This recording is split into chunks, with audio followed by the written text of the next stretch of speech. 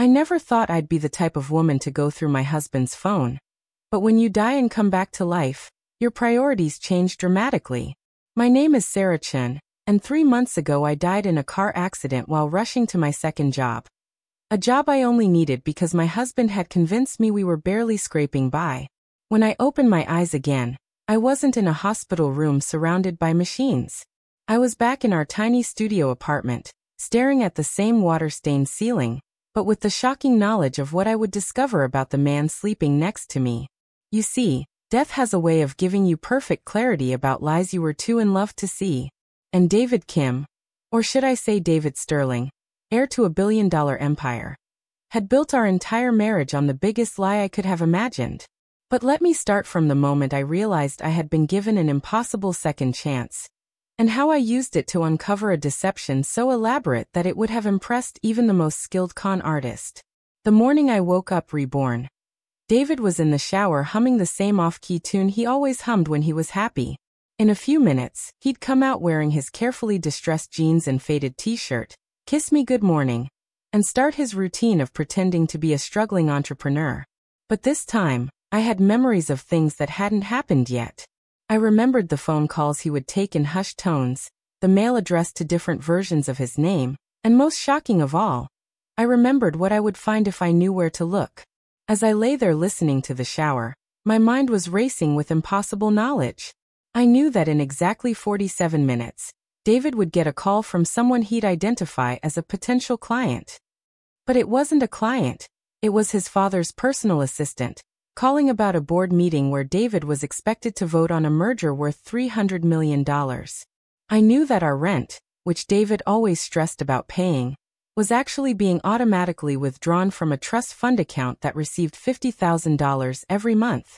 I knew that the beat-up Honda Civic parked outside was just one of 7 cars registered under his real name, including a Lamborghini that he kept in a private garage across town. Most impossibly, I knew that everything I thought I knew about my husband was a carefully constructed performance, and I was about to become the detective in my own marriage. The water turned off, and David emerged from the bathroom with a towel wrapped around his waist, water droplets still clinging to his shoulders. He looked exactly the same as he had every morning for the past 2 years. Handsome in an understated way, with kind eyes that crinkled when he smiled at me. "Morning, beautiful," he said, leaning down to kiss my forehead. "You're up early for a Saturday." "Couldn't sleep," I replied, which was true. It's hard to sleep when you've apparently been sent back in time with knowledge of your husband's secret life. Bad dreams. He sat on the edge of the bed, genuinely concerned. This was the David I'd fallen in love with, attentive, caring, always worried about my well-being. It was almost impossible to reconcile this man with what I now knew about him. Something like that. I studied his face, looking for signs of the deception I now knew existed. But he was perfect at this role he'd been playing. His expression showed nothing but love and concern. "Well, I was thinking we could have breakfast at that diner you love, and then maybe take a walk in the park. I know money's tight, but I got paid yesterday, so we can splurge a little." Money's tight. The casual lie rolled off his tongue so easily, and he delivered it with just the right amount of sheepish embarrassment. This man was a world-class actor. "That sounds perfect," I said, forcing a smile. "But first, I need to use the bathroom." As soon as I closed the bathroom door behind me, I felt like I could finally breathe. The magnitude of what I was dealing with was overwhelming. My husband, who I'd watched clip coupons and stress about utility bills, who'd made me feel guilty for wanting to buy a new dress or suggesting we get takeout instead of cooking at home, was secretly worth more money than I could comprehend. But the real question was, why? Why would someone with unlimited resources choose to live this elaborate lie? And more importantly, what was I going to do about it?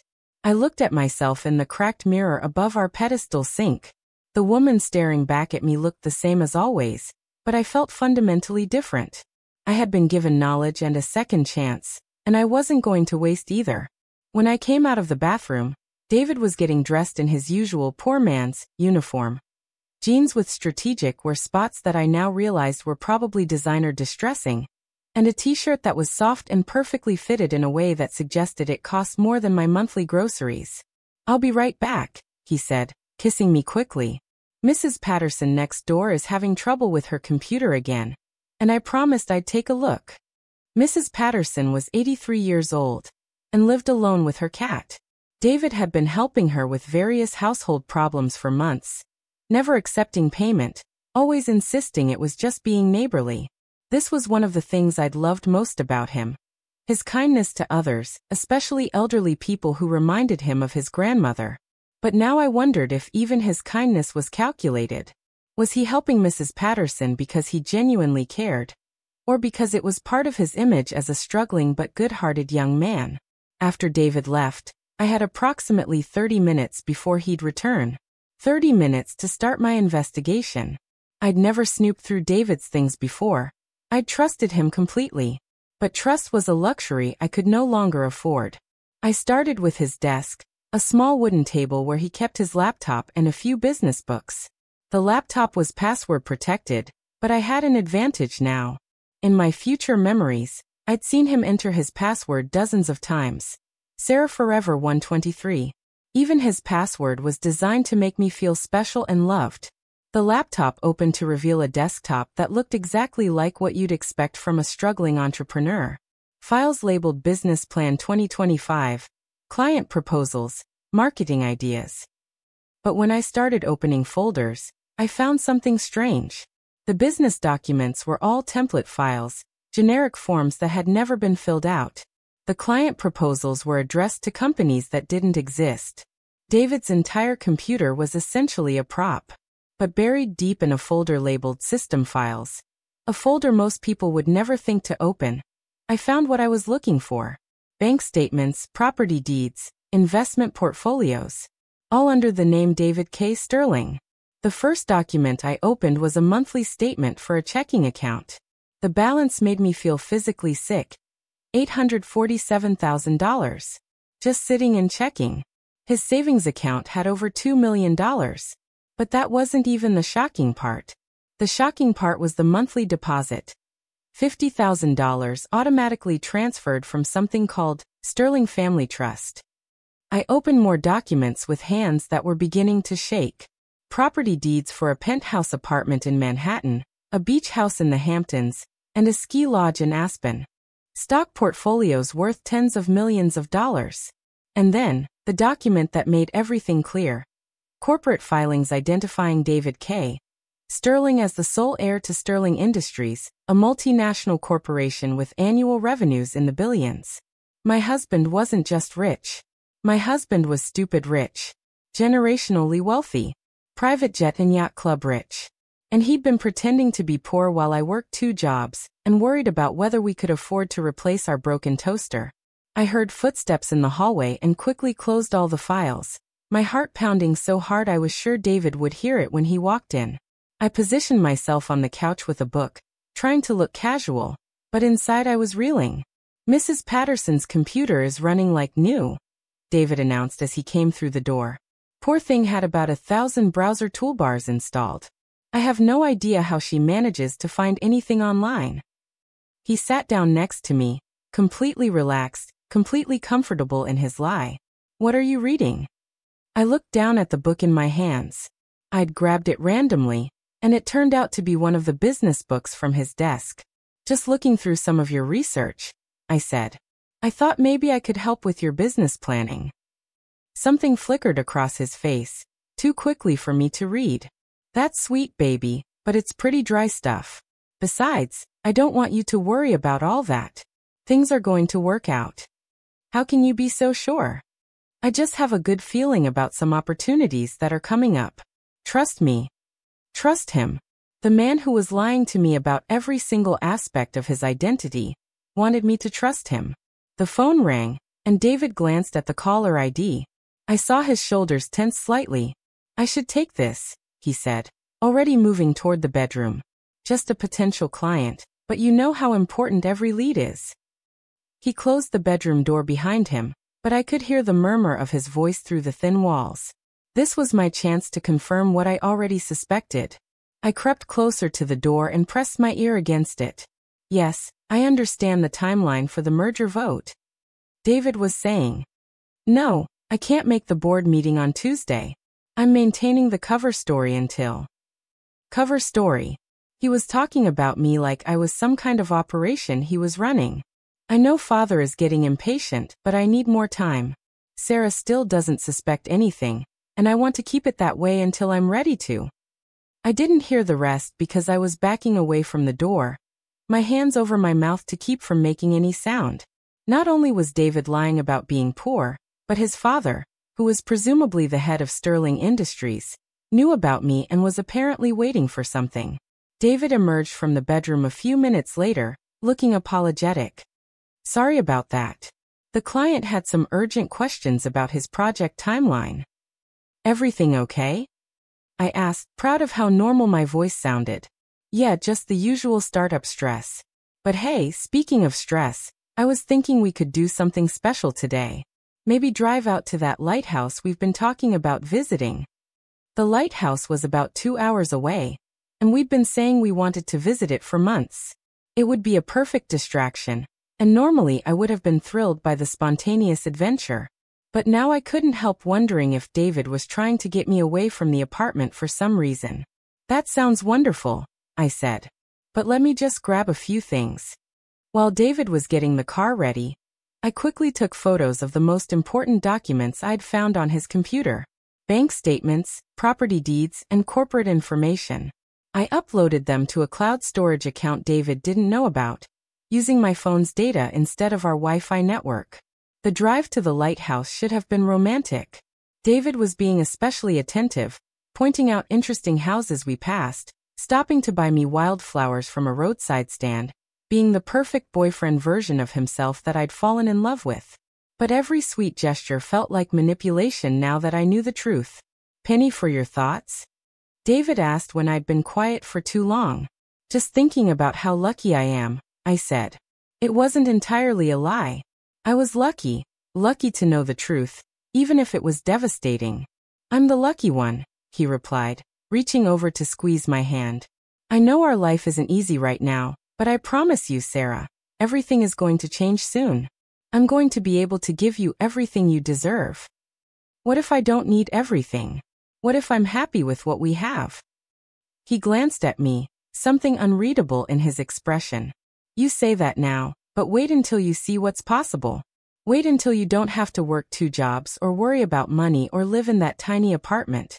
You have no idea how different life can be. There was something in his voice when he said it that made me realize David wasn't just hiding his wealth from me. He was looking forward to revealing it. This whole elaborate charade had an endgame, and I was apparently going to play a starring role in whatever he had planned. We spent the afternoon at the lighthouse, climbing the spiral stairs to the top and admiring the view of the ocean. David was relaxed and happy, taking pictures of us together, being affectionate in a way that felt genuine despite everything I now knew. It was confusing and heartbreaking at the same time. I love you, Sarah, he said as we watched the sunset from the lighthouse deck. Whatever happens, I want you to remember that everything I've done has been because I love you. Whatever happens. That phrase stuck with me as we drove home in comfortable silence. David had a timeline for something, and I was apparently going to find out what it was soon. That night, after David fell asleep, I lay awake staring at the ceiling and trying to process everything I'd learned. My husband was a billionaire who was pretending to be poor. His father knew about our relationship and was apparently waiting for David to reveal his true identity to me. David was planning some kind of big reveal where my entire life would change. But the question that kept me awake was, why? Why would someone go to such elaborate lengths to pretend to be someone else? What did David get out of making me believe we were struggling financially while he had unlimited resources?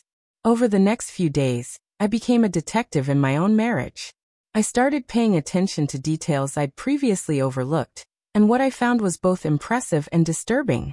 David's performance as a poor man was flawless in its attention to detail.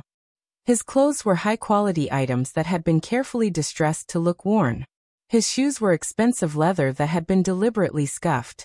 Even his watch, which looked like a cheap digital display, was actually a limited edition piece worth more than most people's cars, modified to look like something you'd buy at a discount store. Our apartment, which I'd thought was the best David could afford, was actually owned by a company that was owned by another company that eventually traced back to Sterling Industries. David was paying rent to himself. The beat-up Honda Civic had a carefully maintained exterior of dents and rust spots, but the engine had been completely rebuilt with high-performance parts. It was basically a race car disguised as a junker. Even our finances, which I'd thought I understood, were an illusion. David had been gradually taking over more of our expenses, always with believable explanations. I got a bonus this week, or a client paid early, or I found a great deal. What I'd interpreted as his success as an entrepreneur was actually him slowly reducing my financial burden, while maintaining the fiction that he was barely getting by. Every single aspect of our life together was a carefully constructed set piece in David's elaborate theater production. And I was the unwitting star of a show I didn't even know I was performing in. But the most disturbing discovery came when I started following David's actual daily routine.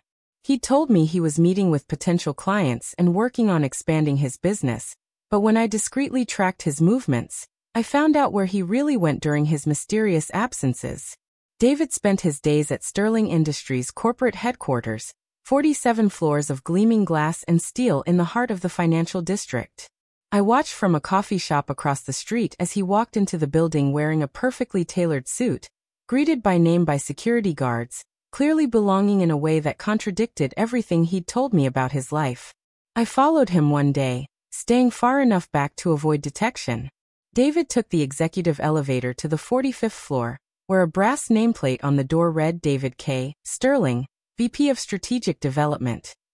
Through the glass walls, I could see him in meetings with people in expensive suits, reviewing documents on conference tables that were probably worth more than our entire apartment's furnishings. This was David's real life. Corporate meetings, million-dollar decisions, power lunches with other wealthy executives. And at the end of each day, he'd change back into his costume, drive home in his disguised luxury car, and pretend to be a struggling entrepreneur who was worried about paying our electric bill. The performance was so complete, so convincing, that I began to wonder if I'd ever seen the real David at all. Was the man who held me when I had nightmares the same person who sat in boardrooms making decisions that affected thousands of employees? Was the man who cried during sad movies the same person who was lying to me about every fundamental aspect of his identity? I needed to understand his motivation, so I started researching David's background online. What I found was a detailed picture of a man who'd grown up in extreme wealth, but had apparently been unhappy with the expectations that came with his family's money. David K. Sterling had graduated from Harvard Business School at 24 and immediately been given a vice president position at his father's company. But according to several business articles, he'd been vocal about wanting to prove himself independently, without the benefit of his family's connections. One article from 2 years ago, right around the time David and I had met, quoted him as saying, "I want to know what it feels like to be valued for who I am, not what my last name represents. I want to experience real relationships with people who see me as David, not as the Sterling heir." Suddenly, his elaborate deception made a twisted kind of sense. David hadn't been trying to hurt me, he'd been trying to find authentic love. He'd wanted to know if someone could love him for who he was rather than what he could provide. And I had. I'd fallen completely in love with the man I thought was David Kim, struggling entrepreneur with big dreams and a kind heart. But here's what David hadn't considered. By lying to me about who he was, he'd made it impossible for me to actually love him. I'd fallen in love with a character he was playing, not with David Sterling. And David Sterling had been deceiving me so completely that I wasn't sure I could ever trust him again, no matter his motivations. The breaking point came 2 weeks into my investigation, when I discovered the most shocking truth of all. I'd been working late at my job at the Social Services Center, trying to find emergency housing for a family whose father had lost his job and couldn't make rent.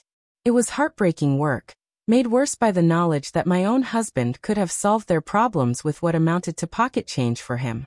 I was exhausted and emotionally drained when I finally got home around 10 o'clock. David wasn't there, which wasn't unusual. He'd been working late on client projects more frequently lately. But when I checked the location sharing on his phone, which he'd never bothered to turn off because he assumed I'd never check it, I saw that he wasn't at his supposed office. He was at an address I didn't recognize in one of the wealthiest neighborhoods in the city. I was too tired and too emotionally wrung out to be strategic about it. I got back in my car and drove to the address, which turned out to be a mansion with a circular driveway and perfectly manicured gardens. Through the large windows, I could see people in evening wear holding champagne glasses, some kind of elegant party or fundraiser. And there, clearly visible through the front window, was David. Not David Kim in his carefully distressed jeans and faded t-shirts, but David Sterling in a tuxedo that probably cost more than my monthly salary. He was laughing at something a woman in a designer gown had said, completely comfortable and clearly belonging in this world of wealth and privilege.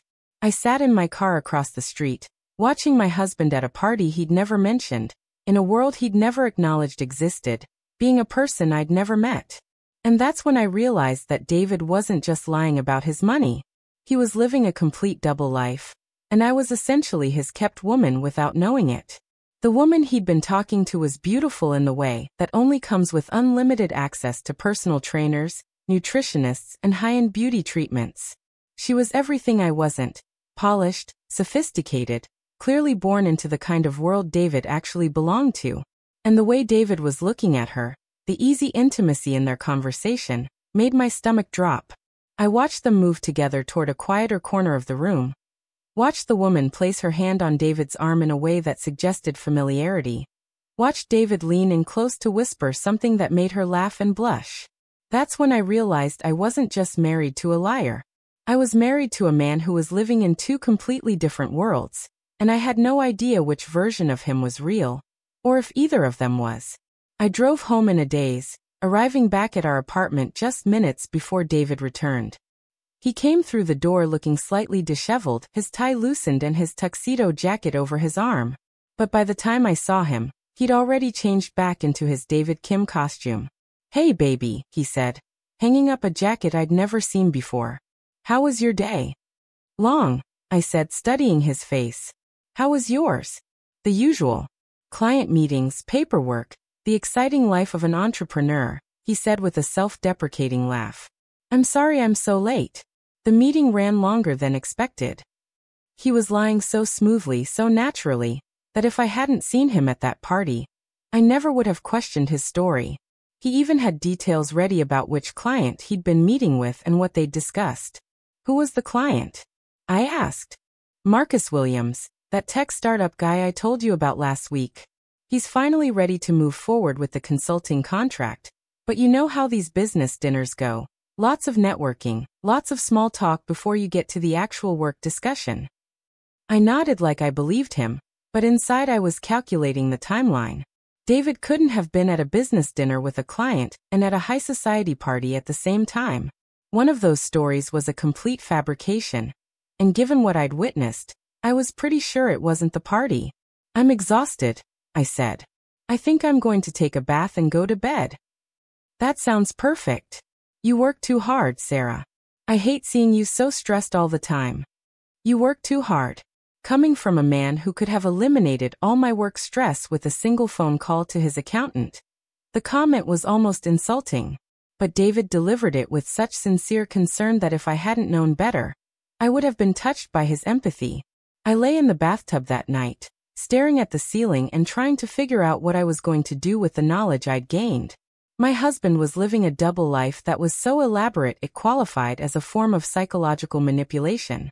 He was making me believe we were financially struggling while he was worth billions. He was making me work 2 jobs to support what I thought was our household while he could have supported 100 households without noticing the expense. But more than that, he was making me live in a reality that didn't exist. Everything I thought I knew about our life together was a carefully constructed illusion. And now I had to decide. Was I going to confront him about it, or was I going to play along until I figured out what his endgame was? The decision was made for me the next morning when David woke me up with breakfast in bed, and an announcement that changed everything. "Sarah," he said, sitting on the edge of the bed with a nervous energy I'd never seen before. "I have something important to tell you. Something that's going to change our lives." My heart started pounding. This was it, the big reveal I'd been expecting. David was finally going to tell me the truth about who he was. "What is it?" I asked, trying to sound curious rather than terrified. I got a call yesterday from a company called Sterling Industries. They want to offer me a position, a really good position, vice president level, with a salary that's, well, it's more money than I ever imagined making.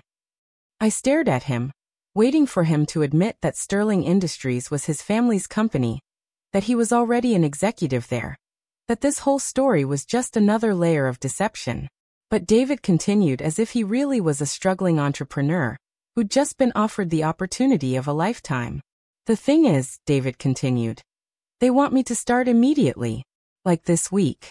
And the job comes with some amazing benefits, a corporate apartment, company car, expense account. Sarah, we could move out of this place. We could have the life I've always promised you. How did they even know about you? I asked. That's the incredible part.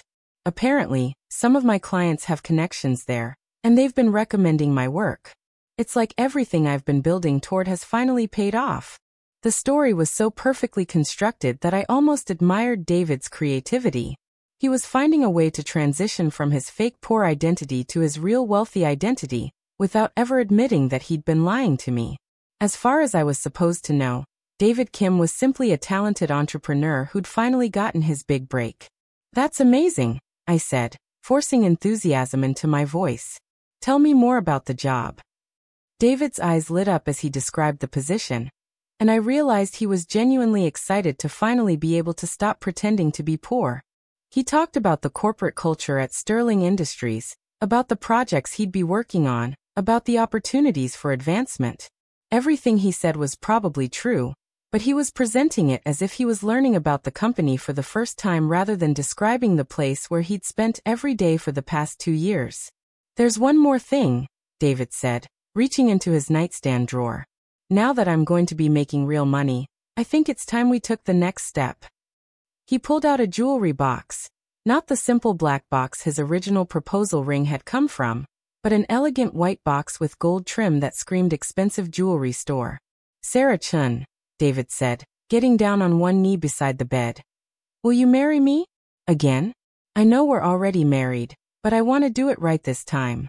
I want to give you the wedding you deserve, the ring you deserve, the life you deserve. He opened the box to reveal a diamond ring that was so large and so perfect it looked like something from a movie. The center stone was easily 3 carats, surrounded by smaller diamonds that caught the morning light and threw rainbows across the ceiling. It was gorgeous, and it probably cost more than I'd earned in my entire life. I stared at the ring, understanding that this was David's endgame. He was going to transition from being poor to being wealthy, and I was going to be his loving wife who supported him through his amazing career breakthrough.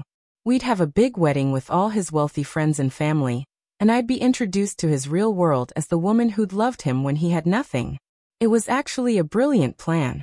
David got to keep the authentic love he'd been seeking while also getting to return to his life of wealth and privilege. He'd get to have his cake and eat it too. A wife who'd proven she loved him for himself, and the luxurious lifestyle he'd been born into. But there was one thing David hadn't accounted for. I knew the truth. David, I said slowly, this is all happening very fast. Yesterday you were worried about paying our electric bill. And today you're talking about corporate apartments and 3-carat diamond rings.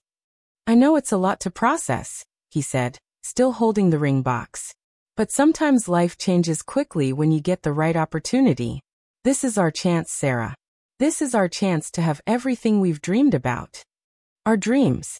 As if David had been dreaming about wealth instead of already possessing it. I looked at my husband. This man I'd loved so completely, who'd been playing an elaborate character for our entire relationship, and made a decision that surprised even me. Yes, I said. Yes, I'll marry you again.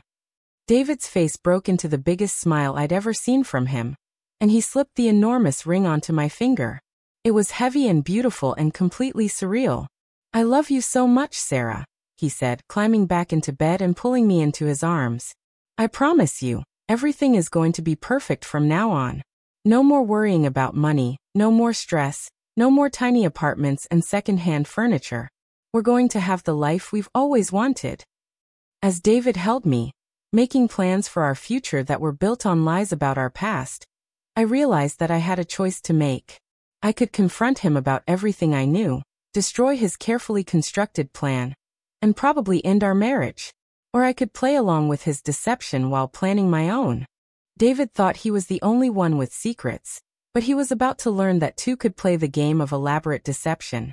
If my husband wanted to reveal his true identity gradually, letting me believe I was experiencing his transformation from poor to wealthy, then I'd let him. But I'd be documenting everything, gathering evidence, and preparing for the moment when I'd reveal that I'd known the truth all along. David Sterling thought he was in control of this story, but he was about to discover that Sarah Chun, the social worker who'd spent years helping people navigate systems designed to deceive them, was a much more formidable opponent than he'd anticipated. The game was on, and for the first time since I'd died and come back to life, I felt like I had the power to write my own ending. Over the next month, David began his carefully orchestrated transformation, from struggling entrepreneur to successful executive. He'd come home with updates about his new job, stories about learning to navigate corporate culture, excitement about salary negotiations and benefit packages. To anyone observing our relationship, it would have looked like a fairy tale romance where the hardworking man finally gets his big break and can provide for the woman he loves. But I was documenting everything. I took photos of David's real office, recorded conversations where he lied about his daily activities, and gathered evidence of his true financial status. I opened my own bank accounts and started preparing for what I knew would be an inevitable confrontation. The most painful part wasn't David's lies about money, it was watching him lie about his feelings. He'd talk about how grateful he was to finally be able to buy me nice things, how excited he was to introduce me to his new colleagues, how proud he was to be building a successful career. All of it was performance, designed to make me feel loved and valued while keeping me completely in the dark about reality. But David made one crucial mistake in his elaborate deception. He underestimated me. The confrontation came 6 weeks after his fake job offer. At the engagement party he'd planned to introduce me to his new colleagues. I walked into that elegant ballroom wearing the designer dress he'd bought me, the 3-carat ring sparkling on my finger, playing the role of the grateful fiancée, who was amazed by her boyfriend's sudden success. David was in his element, completely comfortable among the wealthy executives and socialites who were apparently his colleagues. He introduced me as his fiancée Sarah, the woman who'd supported him through his struggling years, and everyone responded with the appropriate admiration for our romantic story. But I was watching everything with different eyes now. I could see that these weren't new colleagues, they were people David had known for years. I could see that the corporate apartment he'd been so excited to show me was actually a property he'd owned long before we met. I could see that everything about our fairy tale transformation was a carefully managed transition designed to hide the fact that David had been deceiving me from day one. The moment of truth came when David's father approached us. Richard Sterling, the billionaire CEO whose photo I'd seen in countless business magazines, walked over to where David and I were standing and smiled warmly. "David," he said, "aren't you going to introduce me to Sarah? I've been looking forward to meeting the woman who captured my son's heart." My son. Not the new employee, or the talented entrepreneur we just hired. My son. I looked at David, waiting to see how he'd handle this reveal. He looked nervous for the first time since I'd known him, clearly not expecting his father to be so direct. "Dad," David said quietly, "this is Sarah. Sarah, this is my father, Richard Sterling." The word dad hung in the air between us. I was supposed to be surprised, confused, needing explanation. I was supposed to ask questions about this unexpected family connection, about how David had never mentioned that his new boss was his father. Instead, I smiled and extended my hand to Richard Sterling. "It's such a pleasure to finally meet you, Mr. Sterling," I said. David has told me so much about Sterling Industries, but he somehow forgot to mention that it was a family business. Richard raised an eyebrow and looked between David and me. "He forgot to mention that?" "Among other things," I said, maintaining my smile. "But I've learned that David is full of surprises." David was staring at me with something approaching panic in his eyes, clearly realizing that something in my response wasn't quite right. "Sarah," he said carefully, "I can explain." "Oh, I'm sure you can," I interrupted. "You're very good at explanations, David. Very creative. The conversation was starting to attract attention from other party guests, who were sensing tension without understanding its source. Perhaps we should continue this conversation somewhere more private, Richard suggested diplomatically. Actually, I said, I think this is exactly the right place for this conversation. I turned to address the room, raising my voice just enough to ensure everyone could hear me. Excuse me, everyone. I have an announcement to make. The elegant party chatter gradually died down as guests turned their attention to me. David looked like he wanted to disappear into the floor. My fiancé David has been telling me the most amazing story over the past few weeks. I began. About how he got his big break, about how his struggling consulting business finally caught the attention of Sterling Industries, about how his hard work and determination finally paid off with this incredible job opportunity. I paused, looking directly at David, whose face had gone completely pale. It's such an inspiring story about the American dream, about how anyone can make it if they just work hard enough. The only problem is it's completely fictional. Gasps and murmurs started spreading through the crowd. Richard Sterling was watching me with what looked like admiration rather than alarm. You see, I continued, David isn't a struggling entrepreneur who just got his big break. David is David K. Sterling, heir to the Sterling Industries fortune, who has been pretending to be poor for the past 2 years while making me believe we were barely scraping by financially. The room was completely silent now, everyone staring at David, who looked like he'd been caught in a spotlight he couldn't escape. While I was working 2 jobs and stressing about paying our electric bill, David was sitting in board meetings making decisions about million-dollar mergers. While I was clipping coupons and shopping at thrift stores, David was maintaining multiple luxury properties and a collection of expensive cars. I slipped the 3-carat engagement ring off my finger and held it up. This ring, which David presented as a symbol of his newfound ability to provide for me, was purchased with money from a trust fund that pays him more in a month than I earn in a year. I set the ring on a nearby table and looked back at David. The question isn't whether David can afford to give me beautiful things, I said. The question is why he chose to make me believe we couldn't afford basic necessities while he was secretly worth more money than I can comprehend. David finally found his voice. Sarah, please. Let me explain. You don't understand. Oh, but I do understand. I said.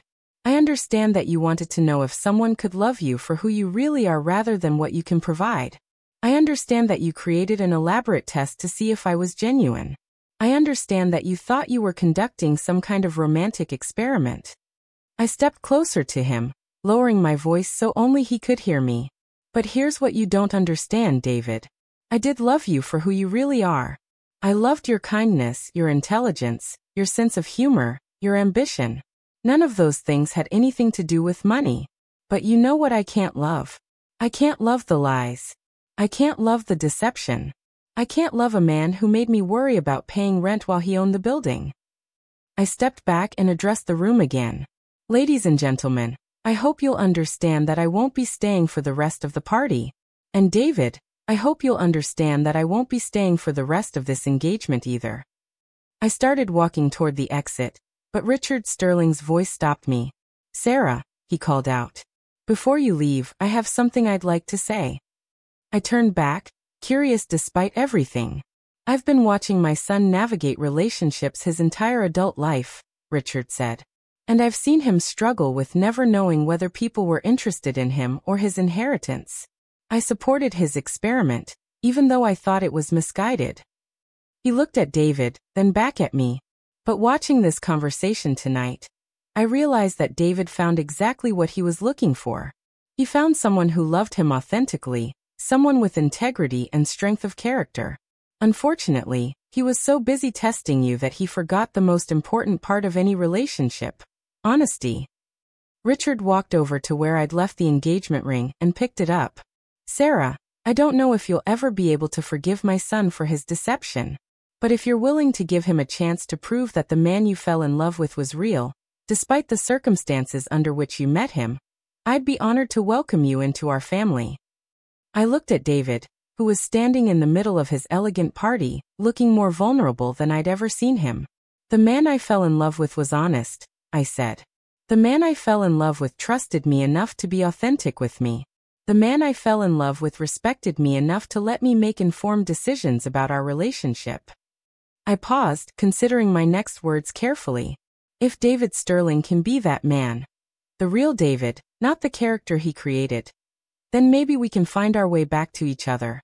But it's going to take time, and it's going to take complete honesty, and it's going to take David understanding that love isn't a test you can pass by deceiving someone. I looked around the room one more time, at all the wealthy, powerful people who'd been watching our drama unfold. Oh, and one more thing, I said. If anyone here is looking for a really good social worker, I'm excellent at helping people navigate complicated systems and uncover the truth in difficult situations. Apparently, I'm even better at it than I realized. With that, I walked out of the party, leaving behind the fairy tale life David had constructed for us, and the 3-carat ring that was supposed to be my reward for passing his elaborate test. I drove home to our tiny apartment, changed out of the designer dress, and sat on our second-hand couch trying to process everything that had just happened. My phone started ringing almost immediately, David calling over and over, but I wasn't ready to talk to him yet. Instead, I opened my laptop and started writing. If I'd learned anything from this experience, it was that truth matters and deception, no matter how well-intentioned, can destroy even the strongest love. I wrote about the 2 years I'd spent loving a man who didn't exist. I wrote about the elaborate lengths people will go to in order to protect themselves from vulnerability. I wrote about the difference between being loved for who you are and being loved by someone who doesn't know who you are. Most importantly, I wrote about the second chance I'd been given and how I was going to use it. 2 hours later, David came home. I heard his key in the lock, heard his footsteps on the creaky floorboard by the door, heard him pause when he saw me sitting in our living room. "Sarah," he said quietly, "thank you for coming home." I wasn't sure. "I came home because this is still my home," I said. "But David, we need to talk about whether you have a place in it." He sat down across from me, looking exhausted and defeated. "I know you must hate me," he said. "I know what I did was wrong. I wanted to know what it felt like to be loved for myself, without all the complications that come with my family's money." "And what did you learn?" I asked. "I learned that love isn't something you can test or prove or earn through deception. I learned that the woman I married is stronger and smarter than I ever gave her credit for. And I learned that I'm an idiot who almost destroyed the best thing that ever happened to me."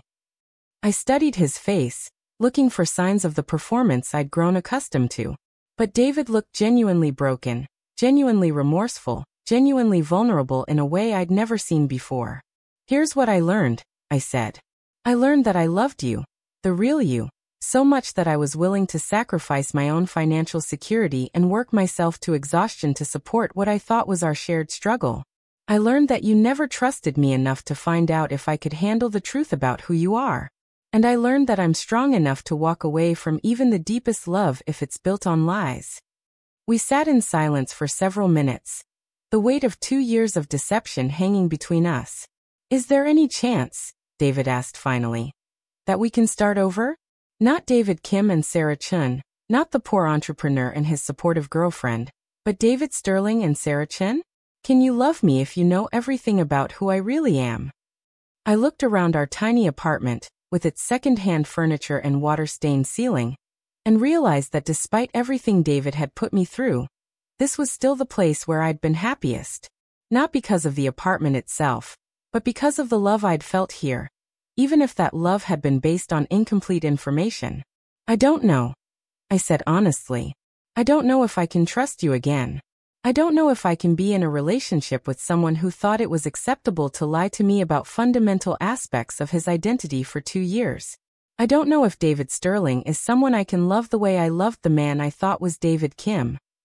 David nodded, accepting my uncertainty. "What would it take," he asked, "for you to be willing to find out?"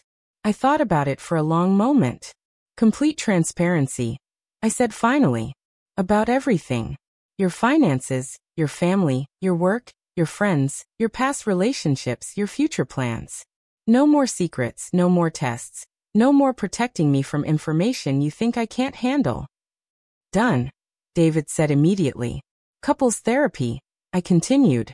With someone who specializes in trust issues and deception in relationships. Because what you did to me was a form of psychological manipulation, and we both need help understanding how to recover from that. Absolutely, David agreed. And time, I said. Lots of time. You don't get to reveal that you've been lying about everything, and then expect me to adjust to our new reality overnight. This is going to be a long process, and there are no guarantees about how it ends. I understand, David said. Sarah, I know I don't deserve another chance, but if you're willing to try, I'll do whatever it takes to earn your trust back.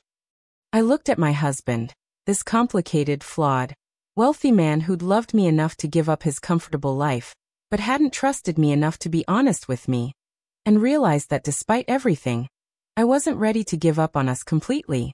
We'll try, I said. But David, if you lie to me again about anything ever, we're done. No explanations, no second chances, no elaborate tests or experiments. Just done. I understand, he said. Sarah, I love you. The real you, not some idealized version. And I want to spend the rest of my life proving that the man you fell in love with was real, even if the circumstances weren't. 6 months later, I was sitting in the penthouse apartment that David had finally shown me, looking out at a view of the city that most people only see in movies.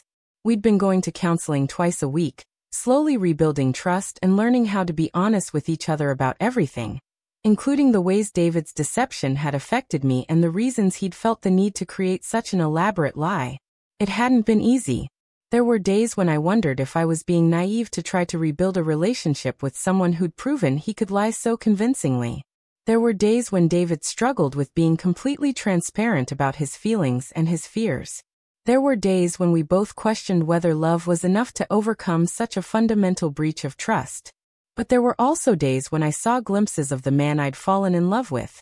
Not the struggling entrepreneur character, but the real David Sterling, who turned out to be funnier and more vulnerable and more genuinely kind than his alter ego had ever been. The David I was getting to know now was someone who used his wealth responsibly, who worried about the impact of his family's business on their employees and communities, who'd actually been volunteering at literacy programs and homeless shelters during some of those evenings I'd thought he was networking at business dinners. The real David Sterling was more complicated than David Kim had been, but he was also more real. And as I got to know him, I realized that I hadn't just fallen in love with his kindness or his humor or his intelligence. I'd fallen in love with his heart, and that hadn't changed, even if everything else about our relationship had. I have something for you, David said, sitting down next to me on the sofa that probably costs more than most people's cars.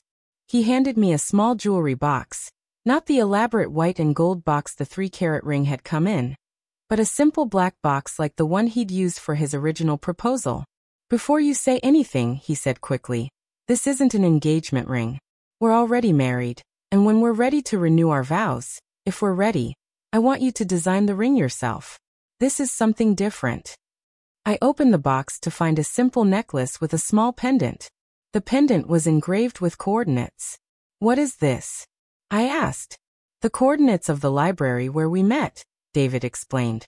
I wanted you to have something that represents the moment when I first saw you, before any of the complications, before any of the lies. The moment when I knew I wanted to know everything about you, even though I wasn't ready to let you know everything about me. I held the necklace up to the light, surprised by how much the simple gesture meant to me. David, I said, I have something for you too. I handed him an envelope that had been sitting on the coffee table. What's this? He asked. A letter I wrote 6 months ago, the night of your engagement party, when I didn't know if I'd ever be able to forgive you. David opened the envelope and read silently. I watched his face change as he read, saw his eyes fill with tears. You wrote this the night I thought I'd lost you forever, he said. Read the last paragraph out loud, I said. David's voice was shaky as he read. If David Sterling can learn to trust me with his truth the way I trusted David Kim with my heart, then maybe we can build something real together. Not perfect, because perfect relationships don't exist, but real. And real, it turns out, is much more valuable than perfect. He looked up at me. Do you still believe that? I'm starting to, I said. Real is messier than the fairy tale you tried to create for us. But real is also stronger, because it can survive truth. David reached for my hand. Sarah, will you help me learn how to be real with you? Only if you help me learn how to love someone whose reality is so different from anything I ever imagined. Deal, he said. As we sat together in that expensive apartment, looking out at a city where we'd both learned difficult lessons about love and trust and honesty, I realized that my second chance at life had given me something I never expected. A second chance at love, but this time built on truth instead of fantasy. It wasn't the ending I'd imagined when I was working 2 jobs and living in a tiny apartment, worried about paying our electric bill. But it was better than any fairy tale, because it was real, and it was ours, and we'd both fought for it. The man I'd married was indeed full of surprises. But the biggest surprise of all was discovering that underneath all his lies, David Sterling was someone worth the fight to rebuild our love on solid ground. And as for me, I'd learned that love isn't about being tested or proving your worth or passing someone else's examination. Love is about seeing someone completely, their flaws and fears and complicated truths, and choosing them anyway. David Sterling, billionaire heir with trust issues and a tendency toward elaborate deception, was someone I could choose. Not because he was perfect, but because he was finally real. And real, it turned out, was exactly what I'd been looking for all along.